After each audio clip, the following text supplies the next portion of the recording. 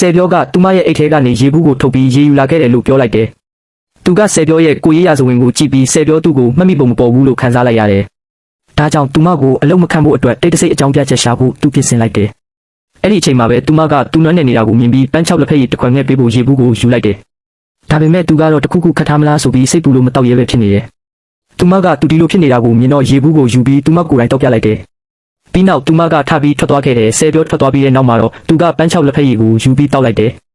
ဒါပေမဲ့တောက်ပြီးတာနဲ့ချက်ချင်းပဲသူစပွဲပေါ်မှာအိပ်ပျော်သွားခဲ့ပြန်တယ်သူဟာနာရီပေါင်း40ကြာအောင်အနားမရပဲအလုံးလုံးနေခဲ့ရတာပါ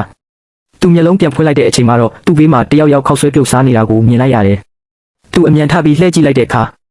ဆိုင်ထဲမှာလူတွေပြည့်နေနေတာကိုတွေ့လိုက်ရတော့တယ်သူအိပ်ပျော်နေတဲ့အချိန်မှာဆယ်ပြောကဆိုင်မှာအချိန်ပိုင်းလုံးဝင်လုပ်ပေးနေခဲ့တာဖြစ်ပါတယ်